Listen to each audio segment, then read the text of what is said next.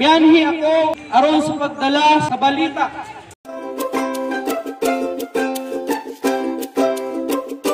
Adunay duha ka matang sa balita nga ako ang dalahon nining taknaan sa kahaponon.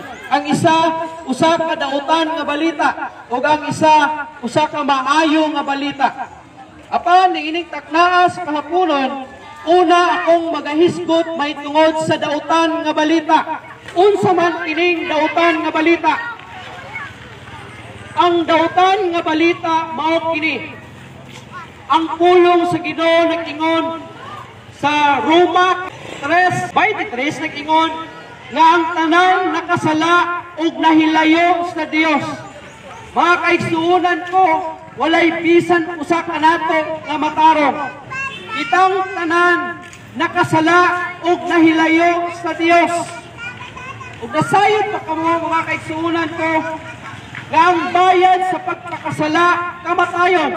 Matod pa sa pulong sa Ginoo nga may kaplagan sa libro sa Roma Kapitulo 6, versikulo 23 na nag-ingon ang bayad sa pagpakasala kamatayon.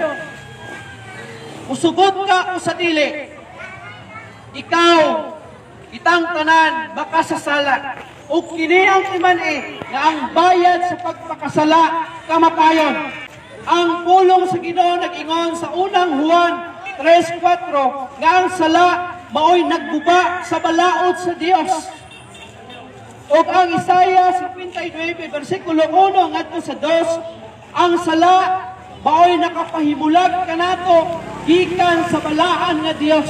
Ug labaw sa tanan, ang pulong sa Ginoo nag-ingon sa Kipadayag 21 versikulo 8 nga ang bayad sa pagpakasala maong linaw na kalayo nga diin maoy ikaduhang kamatayon. Igalag mga kaigsuonan ko ning taknaa sa kahaponon, mga matay man gyud kita. Walay bisan usa kanato nga dili mamatay. Apan suginlan ang kamo, adunay dili makasinati sa ikaduhang kamatayon. Apan aduna usab makasinati sa ikaduhang kamatayon. Unsa man kini ikaduhang kamatayon? Ang tao nga walay Kristo sa ilang kinabuhi, ang tao nga walay Dios sa ilang kinabuhi, ang tao nga nagpatuyang sa paglunang diha sa pagpakasala, mao'y makasinati niining ikaduha nga klase sa kamatayon. Ining kamatayon nga maong pagkalaglag sa imong kalag diha sa kalayo nga walay pagkapalong sa tanang panahon. Apan niining takdas kahaponon adunay maayong balita. Ang maayong balita mao kini nga ikaw kitang tanan gihigugma sa Ginoo. Bisan kinsa ka paman ug unsa paman kadako ang imuhang mga salaod at ubangan sa Ginoo, unsa ka paman kahugaw alang sa imong kaugalingon, ug unsa ka kahugaw diha sa mata sa Ginoo, higala ihigugma ka sa Ginoo. Ug ikaw ug ako kitang tanan ang hinungdan nganong iyang gipadala ang iyang bugtong anak nga si Kristo. Kapin gospel na ka mga katuigan ng milabay. Ang Juan 3:16 nag-ingon, kay gihigugma sa Dios ang kalibutan ug tungod niana iyang gihatag o gipadala ang iyang bugtong anak nga mao si Kristo aron ang tanan nga motuo kaniya dili mamatay kun dili makabaton o kinabuhing walay katapusan. Mga kaigsuonan ko, walay lain na makaluwas kanimo higala o igsoon. Dili ang imong pagkamaayong tao, dili ang imong pagkabuutan, dili ang amuang pundo, o dili ang bisan unsa nga relihiyon o denominasyon na makaluwas kanimo. Ang makaluwas kanimo walay lain kundi si Kristo lamang gayon. Ang pulong sa Ginoo nag-ingon diha sa Juan 14:6, ako ang dalan ug ang kamatuoran, walay makaadto sa pamahan kung dili pinaagi kanako. Tama igsoon, walay lain pamaagi aron ikaw makasulod sa gingharian sa amahan o sa atong Ginoo. kundili si Hesong Kristo lamang gayon. Si Hesong Kristo lang ang bugtong pamaagi aron ikaw maluwas. Iyang ihatag ang iyang kaugalingon alang kanato aron kita maluwas gikan sa kamatayon espirituhanon. Ikala, ugsuon ko, si Kristo nagpakamatay alang sa atong mga sala. Walay lain nagbayad ug nagpakamatay sa atong mga sala kundili si Hesong Kristo lamang. Tungod kay siya lamang ang nahigugma kanimo ug kanatong tanan igsuon. Igalag igsuon ko ning takna sa kahaponon. Isa lang ang bugtong pamaagi aron imong maangkon ang dasa sa kinabuhi na diin ang kinabuhing walay katapusan among uban o mupuyong uban sa Ginoo. Ang bugtong pamaagi kinahanglan na imong dawaton si Hesong Kristo diha sa imong kinabuhi. Imong biyaan, hinulsulan o taligdan ng imong mga sala ug imuhang pasudlon si Hesong Kristo diha sa imong kinabuhi. Ang pulong sa Ginoo nag-ingon diha sa Gipadayag 3:20 nga ako nagatuktok sa pultahan kung si kinsang nakadungog kanako siya mag-abli kanako ug ako musulod diha sa iyahang panimalay ug ako makikuban kaniya. Higala ug mga kaigsuonan ko ning takda sa kahaponon kung gibati nimo nagitandog ka sa Ginoo. Imbitaha sa Hesong Kristo diha sa imong kinabuhi. Sa ako nang gikaingon, walay lain bugtong pamaagi aron ikaw makasaka dito sa langit.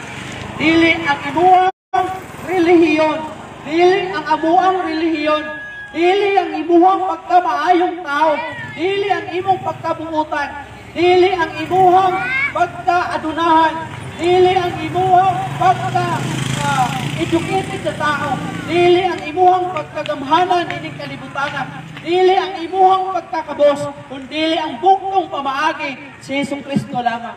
Usa nining takna sa kahaponon, imbitaha siya diha sa imong kinabuhi. Kay siya nagatuktok diha sa imong kasing-kasing. Abli siya diha sa imong kinabuhi. O dawata siya diha sa imong kinabuhi. Tuoy siya diha sa imong kinabuhi. Kaya ang pulong sa Ginoo nag-ingon sa Juan 1:12, sa tanan nga midawat ug sa tanan nga mituo sila gihatagan og katungod na mahimong mga anak sa Dios. Simple lang ang imong buhaton igsuon. Dawata si Hesong Kristo diha sa imong kinabuhi. Tuoy siya diha sa imong kinabuhi. Kay kung imo kanang buhaton, ikaw may sakop sa pamilya sa Ginoo.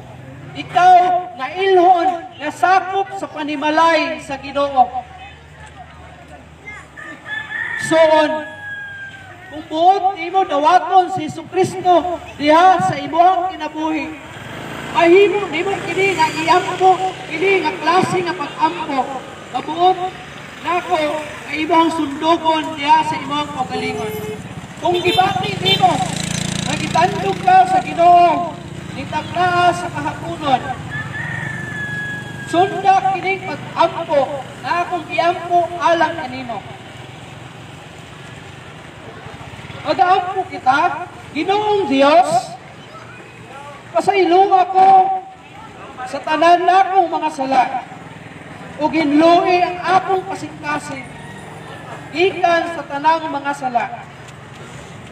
Imbitahan ko ikaw, Ginoo, na mosulod sa akong kasing-kasing, o pakikuban ka nako, o magkontrol sa ako ang kinabuhi. O tutulungan ako na mosunod kanimo, o magtuman sa imuhang kabubuton. Sa pangalan ni Ginoong Hesus. Amen.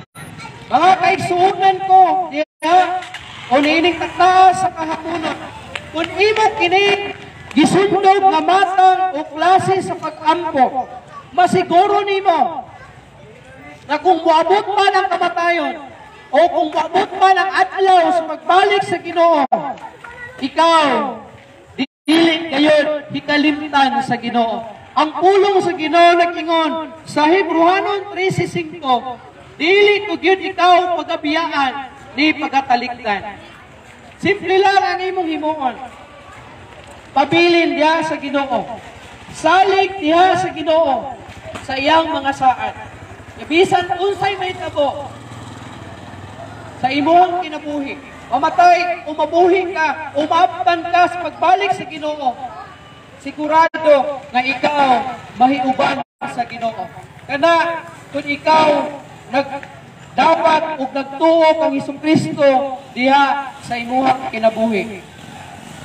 Masiguro nimo na kung gidawat nimo si Hesukristo diha sa imong kinabuhi, e ikaw anak sa Ginoo. Ining takna sa kahamunon.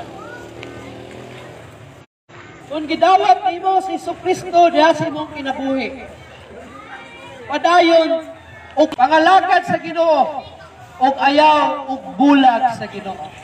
Dalaygon ang Ginoo ning taknaan sa kahaponon og maayong hapon sa tanan.